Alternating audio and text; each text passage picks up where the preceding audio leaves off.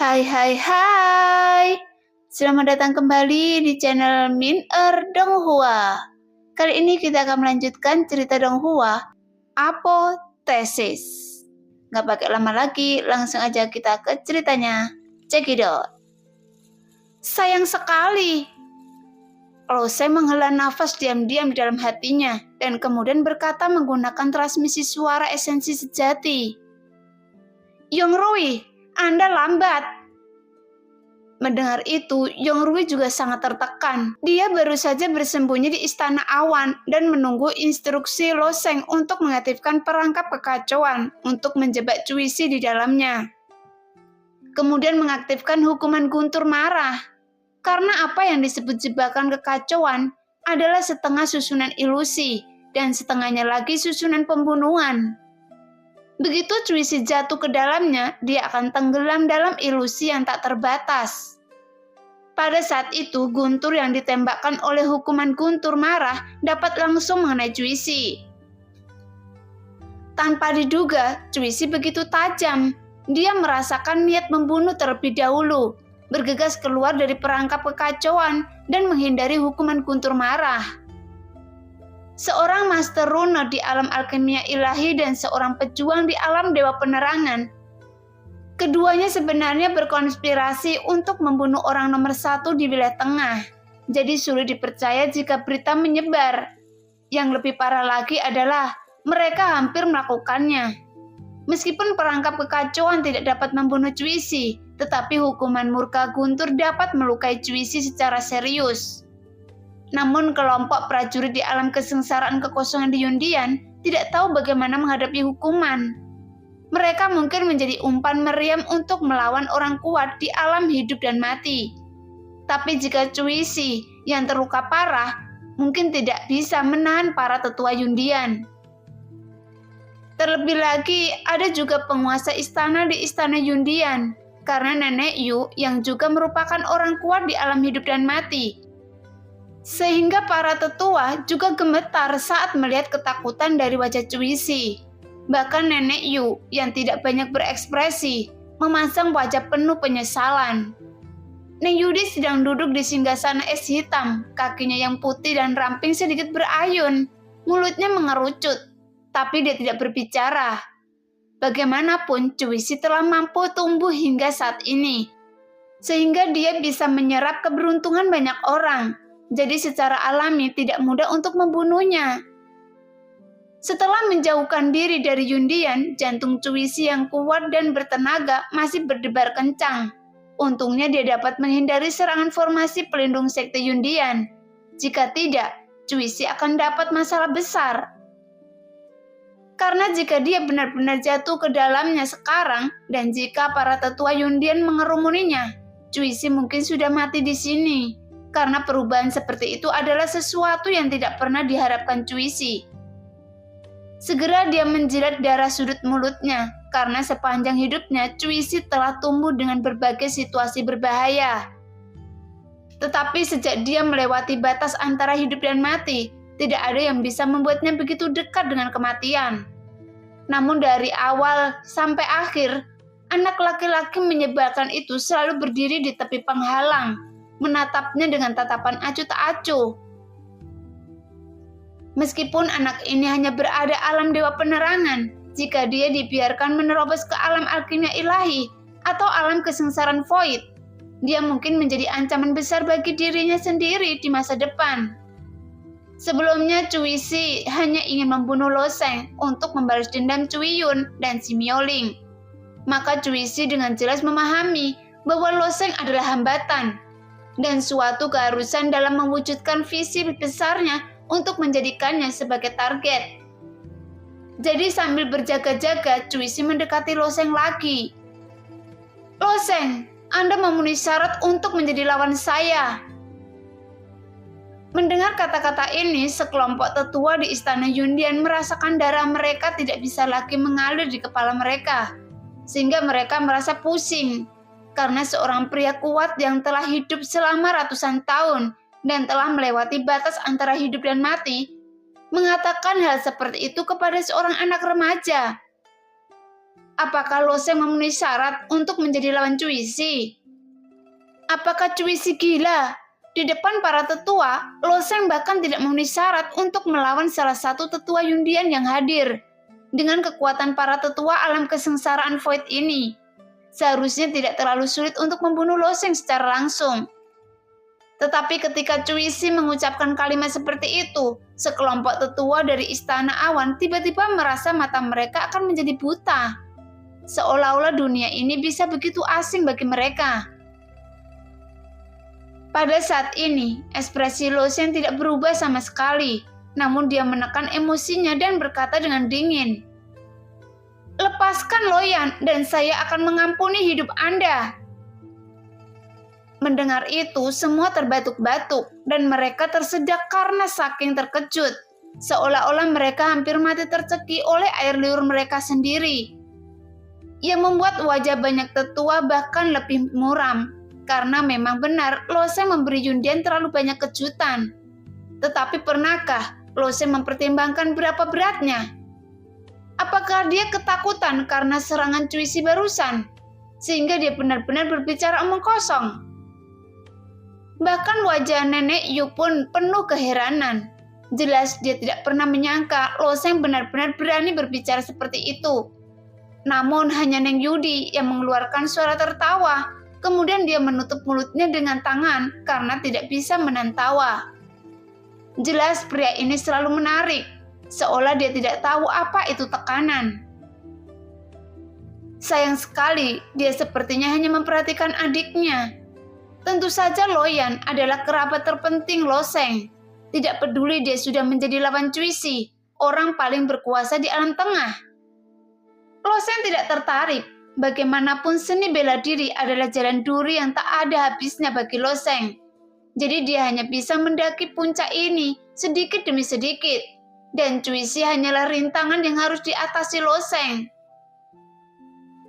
Cuisi tercengang saat tiba-tiba mendengar jawaban Loseng. Dia orang terkuat di alam tengah, menderita kekalahan di tengah Loseng hari ini. Dan dia memang memiliki kekaguman dalam hatinya. Bagaimanapun pencapaian Loseng dalam runa benar-benar tidak pernah terdengar. Jadi dia mengucapkan kata-kata gila seperti ini. Wajah Cuisi sedikit bingung, lalu dia tertawa dengan marah. "Mengampuni saya? Anda terlalu ambisius. Jangan khawatirkan adik Anda untuk saat ini, tapi tanyakan dulu pada diri Anda sendiri, berapa lama Anda bisa hidup? Aku tidak percaya Anda akan hidup lama jika di luar. Jadi tetaplah di Yundian sepanjang hidup Anda." Cuisi tidak dapat menghancurkan formasi pelindung sekte Yundian sekarang. Tetapi bagaimana jika dia menemukan tubuh Yi Jiyin yang lainnya? Setelah melewati budidaya ganda formasi akasia iblis surgawi, kekuatan Cuisi akan meningkat pesat lagi, dan Yundian mungkin tidak dapat menghentikan Cuisi saat itu. Loseng melirik Cuisi dengan dingin, meninggalkan tepi penghalang dan terbang ke bawah. Pada saat yang sama, dia mengirim pesan ke Zhongrui. "Usir dia!" Hukuman murka guntur yang dikendalikan oleh Zhongrui di bawah, dengan cepat sambaran guntur setebal kesengsaraan guntur menyambar ke arah Cuisi. Meskipun pengoperasian formasi pelindung sekte juga membutuhkan dukungan batu esensi sejati, setiap serangan kesengsaraan guntur membutuhkan beberapa batu esensi sejati berkualitas tinggi. Tetapi Zhongrui bertindak seolah-olah dia tidak menginginkan uang dan memanipulasi disformasi untuk membalikkan guntur ke arah Cuisi. Namun Cuisi tidak dapat menembus penghalang dan hanya dapat dikalahkan secara pasif. Dia ingin mengucapkan beberapa patah kata lagi, tetapi Loseng langsung pergi dan pada akhirnya dia harus pergi karena malu.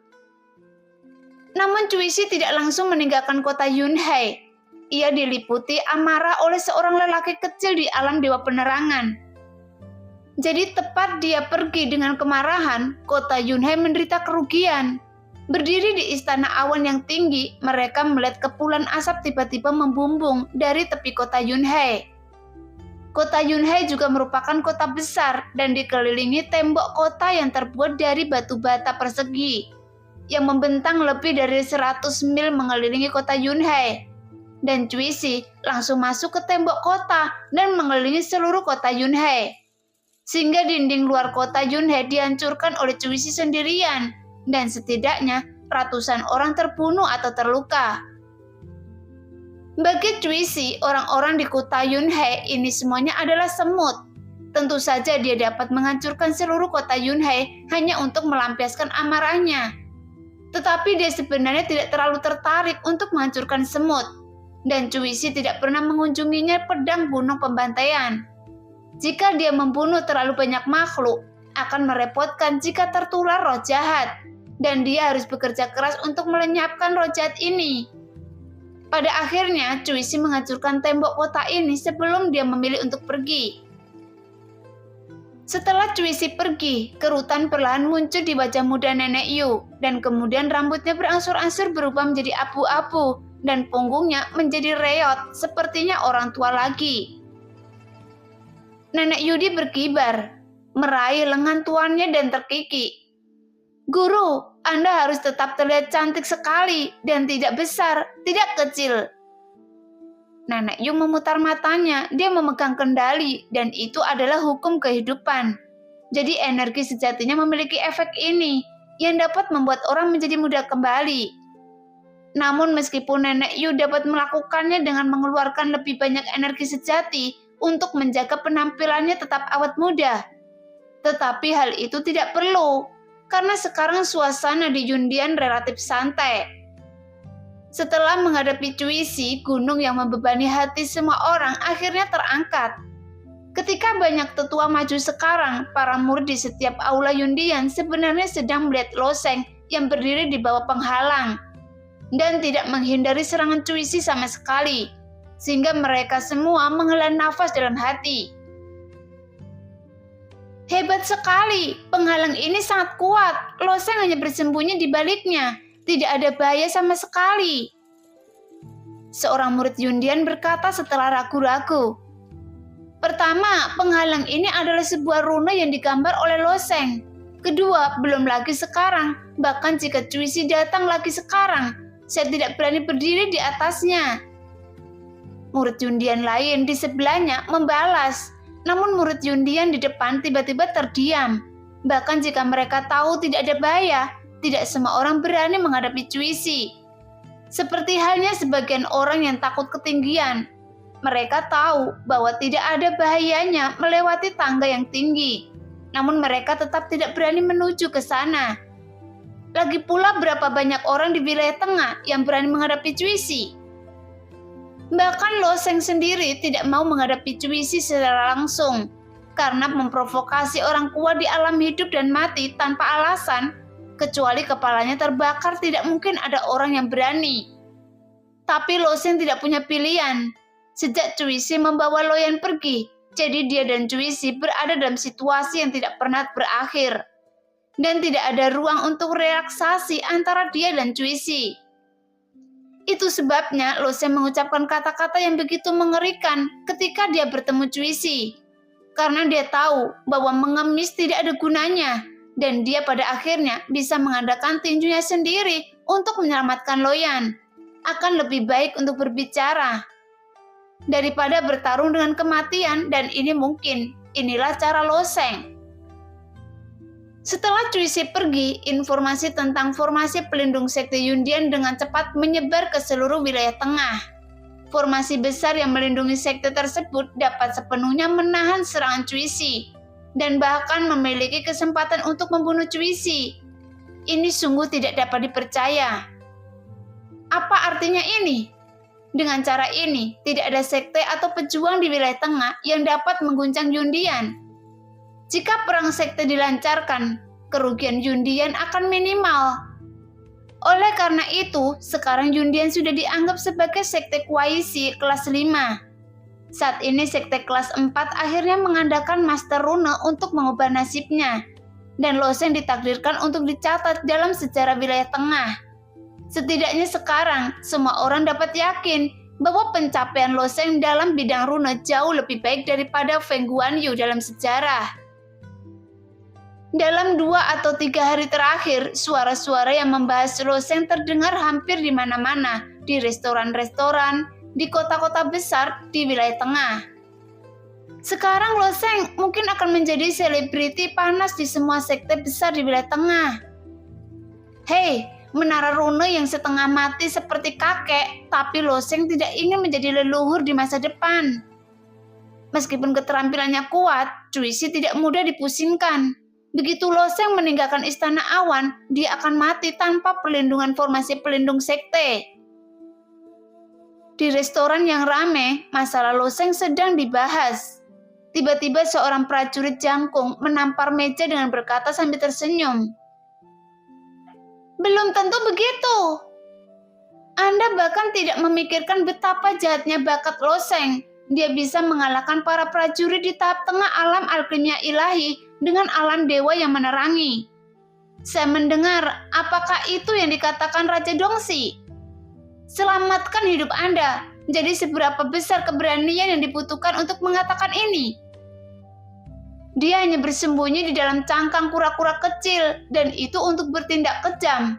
Jika bukan karena perlindungan formasi pelindung sekte, Cuisi dapat menghancurkannya dengan 1 jari. Balas suara seram lainnya. Ada apa? Lagi pula saya optimis tentang Loseng. Anak ini telah menjadi mesin pembunuh tanpa bersuara, dan dia ditakdirkan untuk memiliki potensi tak terbatas di masa depan. Berbagai diskusi dan opini terus bertabrakan di antara banyak pejuang, bahkan termasuk Yundian. Setidaknya sekarang, orang-orang di Istana Awan tidak lagi menganggap Loseng sebagai murid Istana Awan. Mereka bahkan tidak menganggap Loseng sebagai diakan Istana Awan, tetapi sebagai sosok yang sebanding dengan seorang penatua.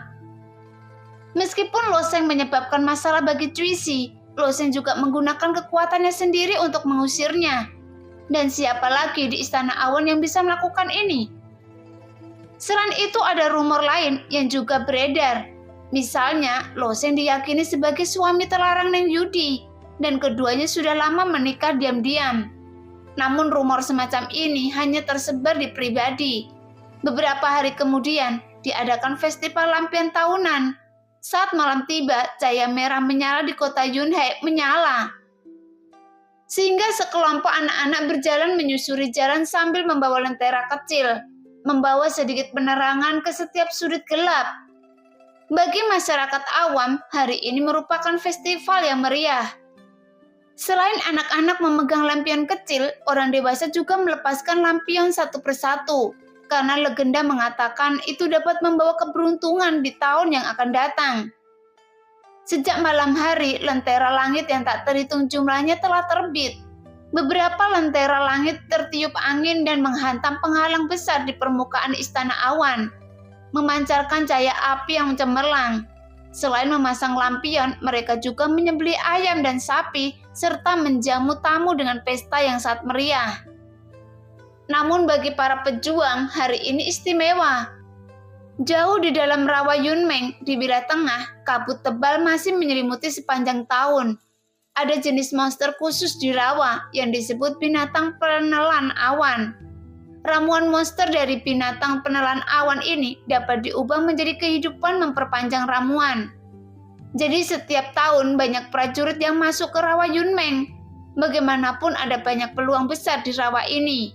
Setiap tahun para pejuang mendapatkan keuntungan besar di rawa Yunmeng ini. Namun tak terhitung banyaknya pejuang yang mati di dalamnya setiap tahun. Oleh karena itu, prajurit di alam dewa penerangan tidak memenuhi syarat untuk memasukinya. Sedangkan prajurit di alam alkimia ilahi hanya bisa masuk 300 mil jauhnya dari rawa Yunmeng. Bahkan orang kuat di alam kesengsaraan Void hanya bisa masuk lebih dalam 800 mil paling banyak. Bahkan para pejuang di alam kesengsaraan Void mungkin jatuh ke dalamnya, karena jika masuk ke dalam 1000 mil di rawa Yunmeng, itu hanya akan ada situasi putus asa yang tak terduga. Bagaimanapun, jaraknya 1500 mil dari rawa Yunmeng, masih belum ada dokumen yang mencatat semuanya di sini, dan tidak bisa lagi dikatakan tidak bisa diakses. Sekarang ada rawa hitam besar di sini. Rawa ini hitam pekat tanpa ombak, seperti kolam mati. Tepat di atas tepi lumpur hitam ini ada sebuah rumah jerami kecil dan ada orang yang tinggal di sini. Namun rumah jemari ini sangat sederhana. Dengan dinding dan atap seluruh rumah terbuat dari anyaman jerami. Setelah beberapa saat kemudian, seorang pria pendek keluar dari rumah jerami tersebut. Pria ini juga merupakan pria yang kuat di alam hidup dan mati. Di domain tengah, ada banyak orang kuat di alam hidup dan mati yang bisa dihitung dengan satu tangan. Orang ini jelas tidak termasuk di antara mereka. Dia adalah orang kuat yang tidak bisa dilihat di dunia. Setelah dia keluar dari rumah jerami, dia melihat ke langit yang semakin kelabu dan bergumam. Apakah ini festival lentera lagi? Saya telah menyalakan lentera ini 77 kali. Saya tidak tahu apakah saya bisa melakukannya ini tahun. Makam pria lampu spiritual akan menyala selama festival pencahayaan. Jika dia menyalakan 77 kali, yaitu 77 tahun. Setelah berbicara, dia mengeluarkan lampu minyak kecil yang tidak mencolok dari belakang punggungnya dan dengan lembut menyentuhnya dengan tangannya. Kemudian api merah iblis muncul di ujung jarinya dan dengan lembut dioleskan pada lampu makam peri. Segera sinar cahaya kuning redup mekar dan ada 9 tanda kecil di sekitar lampu makam kecil dan 6 tanda sudah menyala saat ini. Pakar alam hidup dan mati melihat ke-6 tanda dengan sedikit senyum di wajahnya. 9 tanda tidak ada gunanya tanpa satu pun. Tahun lalu 8 tanda menyala, namun tahun ini tanda terakhir akan menyala.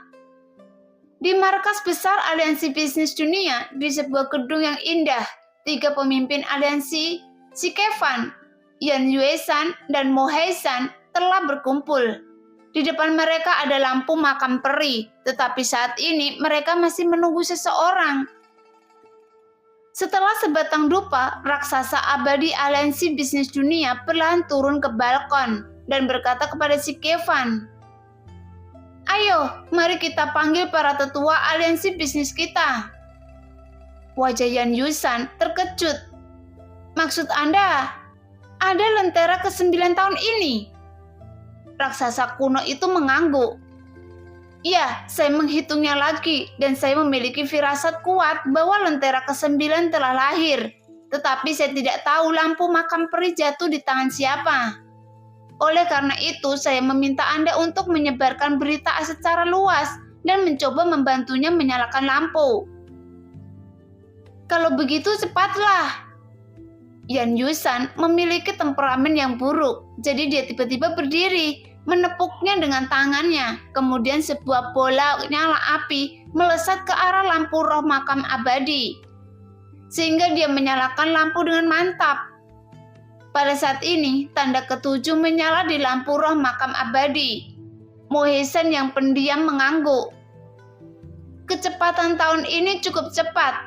Tahun lalu butuh waktu hingga tengah malam untuk menyalakan tanda ke-8. Saya hampir mengira orang yang memegang lampu ke-8 tidak menyerah.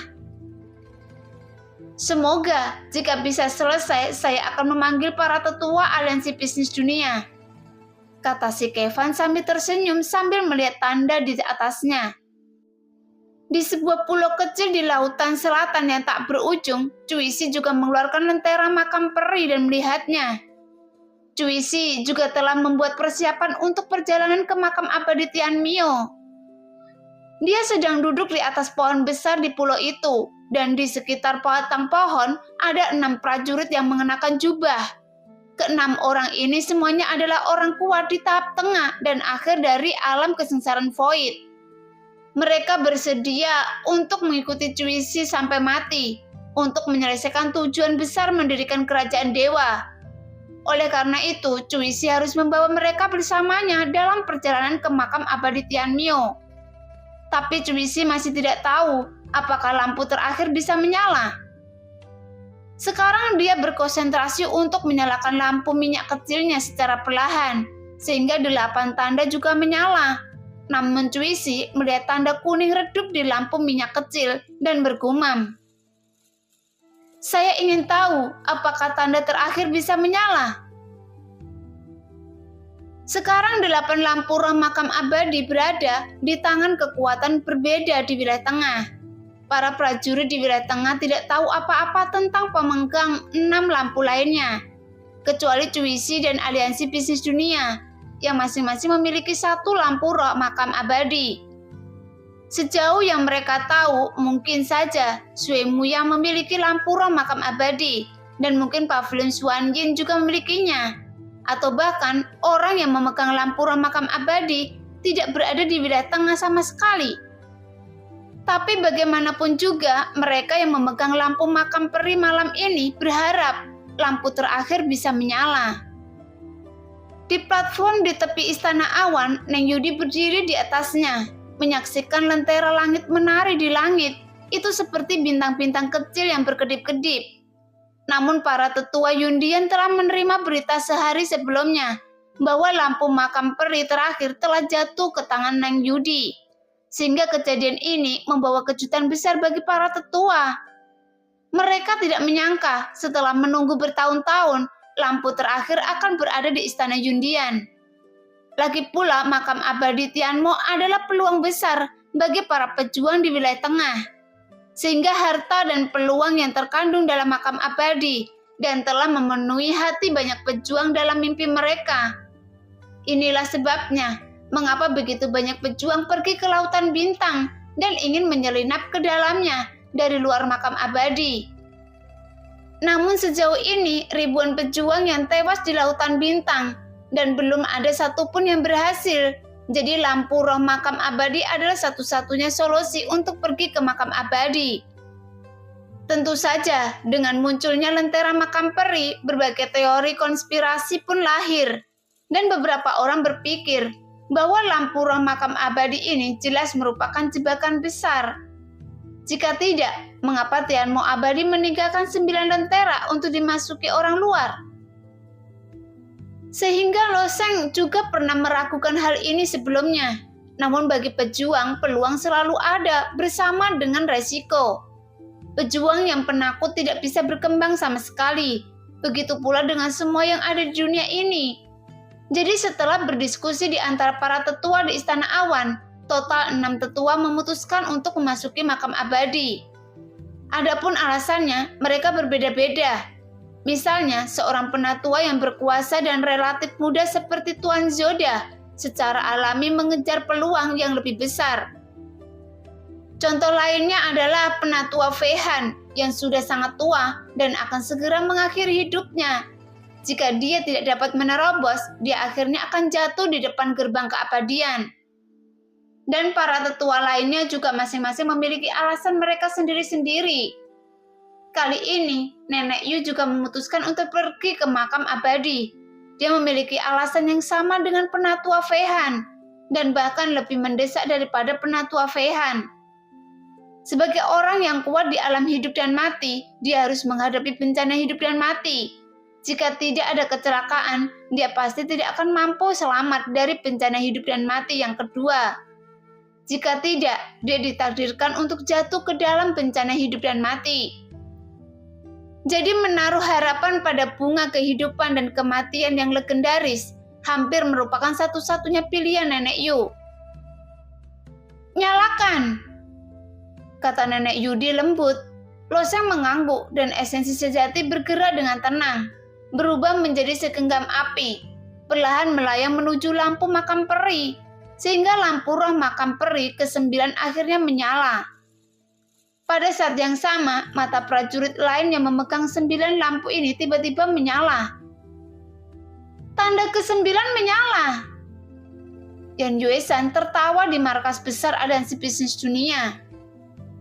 Di rawa Yunmeng, prajurit berpenampilan pendek memandangi lentera makam peri di depannya, dan alisnya perlahan melebar.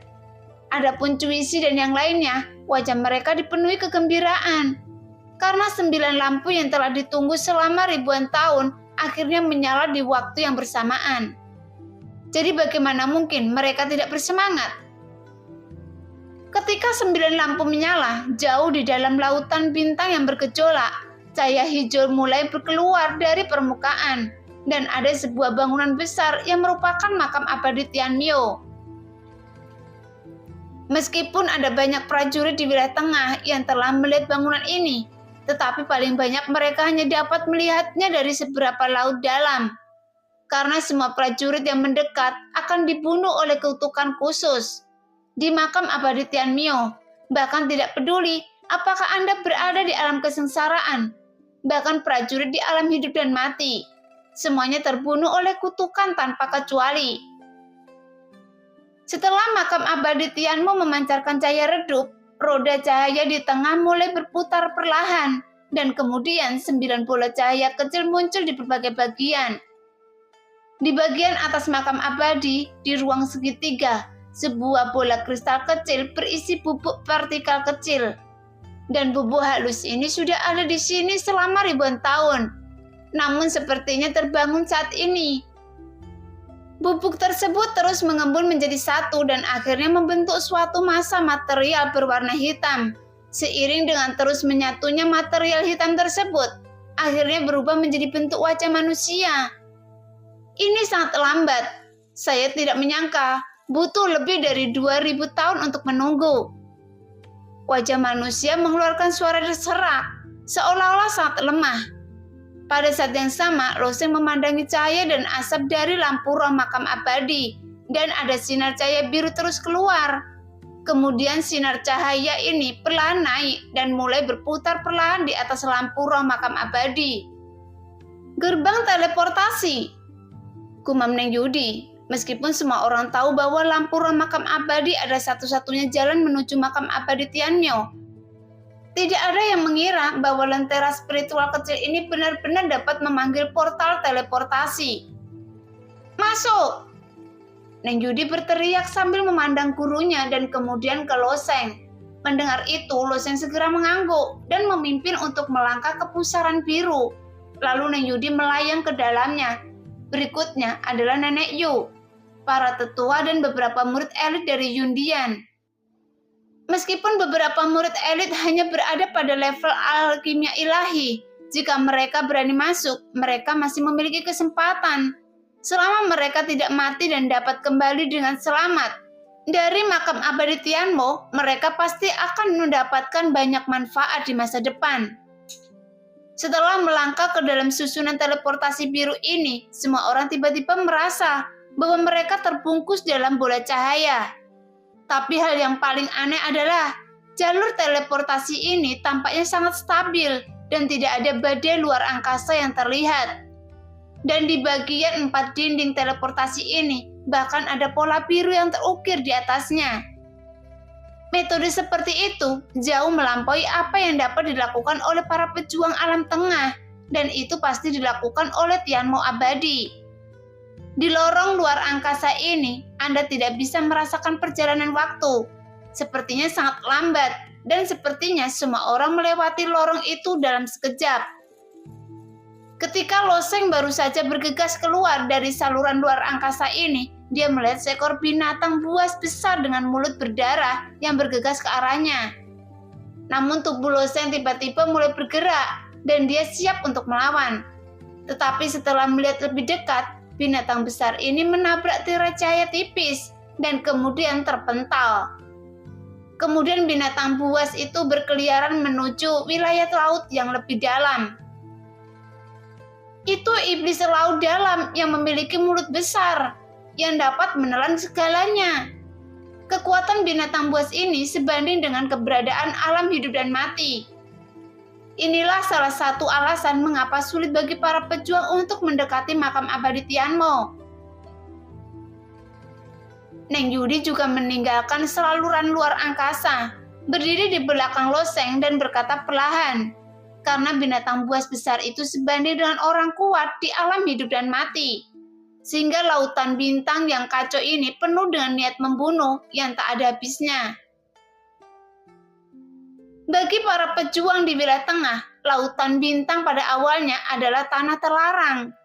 Jadi di lautan bintang yang tampaknya luas, ada banyak binatang buas dan berbagai makhluk di dalamnya, yang jumlahnya ribuan atau puluhan kali lebih banyak daripada makhluk di wilayah tengah. Di dasar laut dalam, konon masih terdapat suku, tempat berkumpul dari beberapa ras. Untungnya ada penghalang di luar makam abadi Tianmo, desah Loseng, karena lautan bintang yang bergejolak ini bukanlah sesuatu yang dapat dibayangkan Loseng. Pada saat ini, Nenek Yu, Tuan Zoda, Penatua Fehan, Tuan Dameng, dan tetua lainnya juga meninggalkan lorong luar angkasa satu persatu. Dan semua orang menemukan bahwa mereka sebenarnya berada di tepi makam abadi. Dan tepat di depan mereka ada koridor yang panjang dan sempit. Tapi arah lainnya diblokir oleh penghalang, dan di luar penghalang ada air laut yang tak ada habisnya. Hanya ada satu pintu masuk. Dameng Dois berdiri di pintu masuk koridor. Saat dia mengatakan ini, dia mengeluarkan seseorang dari cincin penyimpanan. Namun pria ini tidak berbeda dengan prajurit biasa. Baik kulit maupun penampilannya sangat indah, tapi matanya tidak memiliki ekspresi sama sekali, seolah-olah sudah mati dan tak bernyawa. Setelah Tuan Dameng menurunkan sosok itu, tiba-tiba sosok itu berlari menuju koridor dengan kecepatan yang sangat cepat. Itu boneka. Ini adalah teknik boneka Tuan Dameng. Kelopak mata Loseng sedikit berkedut, karena saat pertama kali dia memasuki Istana Awan, dia dikendalikan oleh Dameng Dois sebagai boneka untuk waktu yang lama. Jadi Loseng tahu dia ingin menggunakan boneka ini menelusuri jalannya terlebih dahulu untuk melihat apakah ada bahaya di dalamnya. Saat ini, semua orang berdiri di pintu masuk koridor untuk waktu yang lama. Lalu Tuan Dameng mengangguk dan berkata, "Tidak ada bahaya di pintu masuk ini, jadi kita bisa masuk." Nah, demikianlah cerita hari ini. Terima kasih yang sudah menonton video Min Earth sampai selesai. Sampai jumpa di video selanjutnya. Bye-bye.